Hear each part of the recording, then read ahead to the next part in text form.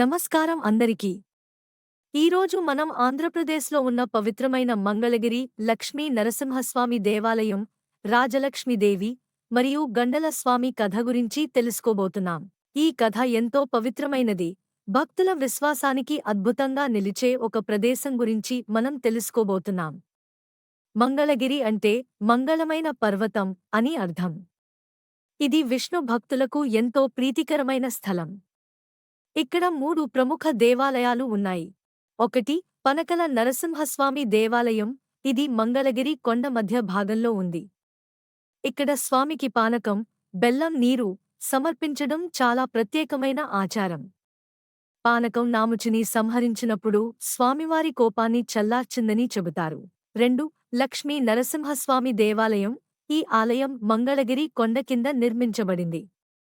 ఇది మహాభారతంలో యుధిష్ఠిరుడు స్థాపించినట్లు చెబుతారు. ఇక్కడ 153 అడుగుల ఎత్తైన గోపురం ఉంది. ఇది వాసిరెడ్డి వెంకటాద్రి నాయుడు కాలంలో నిర్మించబడింది. 3. గండల నరసింహస్వామి ఆలయం, ఇది మంగళగిరి కొండపై ఉన్న అతి పవిత్రమైన స్థలం. ఇక్కడ విగ్రహం కనిపించదు, కానీ భక్తులు దీపాలను వెలిగిస్తారు. పూర్వం ఈ దీపాల వెలుగు చాలా దూరం నుండి కూడా కనిపించేదని చెబుతారు. గండల స్వామి కథ. గండల స్వామి అంటే మంగళగిరి కొండపై వెలసిన నరసింహస్వామి. ఒకనాడు ఇక్కడ నరసింహస్వామి భక్తుల కోసం తపస్సు చేస్తున్న సమయంలో రాజలక్ష్మి అనే ఒక భక్తురాలు స్వామిని దర్శించేందుకు కొండపైకి వచ్చింది. ఆమెకి స్వామివారు ఒక శబ్ద రూపంలో కనిపించి, నేను ఇక్కడే భక్తుల రక్షణ కోసం ఉన్నాను.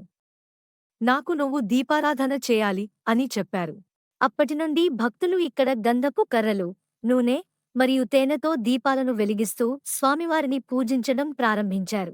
ఈ స్థలానికి వచ్చిన వారిలో ఎవరికైనా కష్ట సమయంలో దీపారాధన చేస్తే వారి అన్ని సమస్యలు తొలగిపోతాయని భక్తులు నమ్ముతారు. నాముచి రాక్షసుడి కథ. ఇక్కడి మంగళగిరి కొండకి సంబంధించి నాముచి అనే రాక్షసుడి కథ చాలా ప్రాచుర్యంలో ఉంది. నాముచి అనే రాక్షసుడు బ్రహ్మ దగ్గర ఒక వరం పొంది తనను తడిగా లేదా పొడిగా చంపలేరని కోరాడు. అతను దేవతలకు భయాందోళనలు కలిగించసాగాడు. అప్పుడు ఇంద్రుడు మహావిష్ణువు సహాయంతో సముద్రపు నురగతో అది తడిగా లేదా పొడిగా కాకుండా నాముచిని సంహరించాడు.